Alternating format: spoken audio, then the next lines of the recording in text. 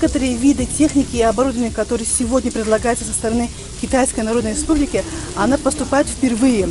Это также для радиационно-химической лаборатории нашей, некоторые оборудования, которых не было.